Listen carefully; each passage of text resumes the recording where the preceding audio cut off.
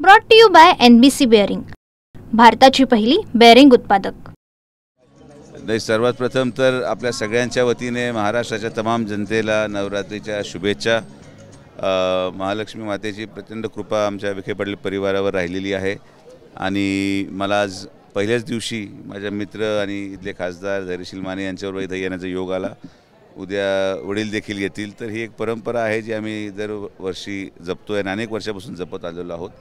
तर आज येऊन अत्यंत आनंद वाटला आणि मातेचरणी एवढीच प्रार्थना की महाराष्ट्रामध्ये सगळेच जण आनंदात आणि आरोग्यात राहावेत आणि आरोग्यसंपन्न महाराष्ट्र असावं अशी प्रार्थना मी मातेचरणी केली। आगामी निवडणुका आहेत स्थानिक स्वराज्य संस्थेच्या, या संदर्भात आईकडे काही मागणं त्या ठिकाणी केले काय नेमकं?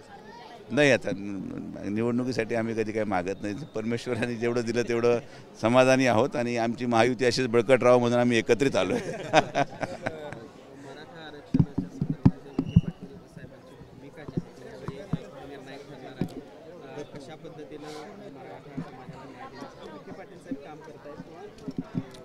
नाही, हा एकट्या कुठल्याही व्यक्तीचं श्रेय नाही।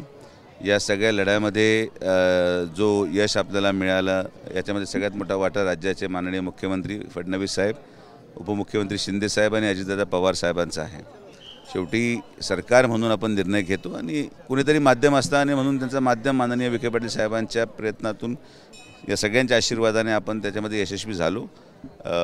उच्च न्यायालयामध्ये देखील याचिका फेटाळली गेली आणि आता माझी अशीच अपेक्षा आहे की अनेक वर्षापासून जे काही प्रलंबित प्रश्न असतील मराठा समाजाचे ते लवकरात लवकर मार्गी लागावेत, न्यायालयामध्ये कुठे जाऊन ते अटकू नये, हाच प्रयत्न सगळ्यांचा आहे आणि मला पूर्णपणे विश्वास आहे की महालक्ष्मी माते कृपेने सगळं काही व्यवस्थित होईल।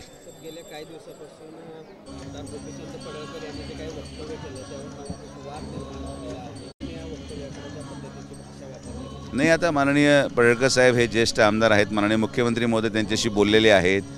परवा देखील आमदार रोहित पवारांचा काही व्हिडिओ समोर आला। मला असं वाटतं की अधिकारी वर्ग हा सेवेसाठी असतो आणि आपल्याला काही अडचणी असतील तर एक व्यवस्थित त्यांना समजून सांगून आपल्याला पुढे जावं लागेल।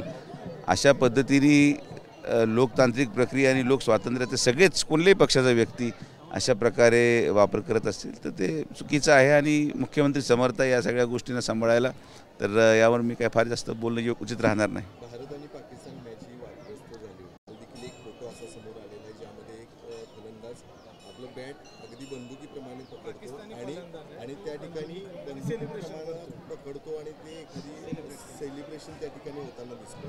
जो विरोध त्या ठिकाणी पाहायला मिळत होता, त्या विरोधाकडे कसं बघताय आणि आता हे सेलिब्रेशनकडे तुम्ही कसं बघताय? त्यांना किती सेलिब्रेशन करू दे, शेवटी विजय आपलाच झाला आणि मला असं वाटतं की ही क्रिकेट मॅच आहे, आपण कुठल्याही प्रकारे कुठले मैत्रीपूर्ण संबंध स्थापित करत नाही आणि एक स्पर्धात्मक रचना त्या ठिकाणी केली गेली आणि आपण जो आनंद आहे तो विजयाच्या माध्यमातून दोन्हीही मॅचेसमध्ये आपल्याला मिळाला आणि सगळे देशवासी त्यामध्ये आनंदित आहेत। आता तो अगोदर कुठं होता ते पाहावं लागेल, तो काय आतंकवादी होता का काय ते शोध घेऊ आपण त्याचा, आता ते आपण पाहूया। पण या सगळ्या निषेधार्थ गोष्ट आणि योग्य ती दखल BCCI आणि वरचे उच्च ICC घेतील अशी माझी अपेक्षा आहे।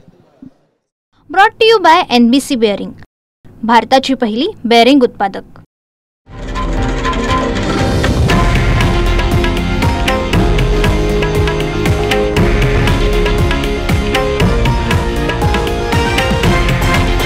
हे आहे देशातील नंबर 1 न्यूज नेटवर्क आणि आपण पाहत आहात TV9 मराठी, एकमेव।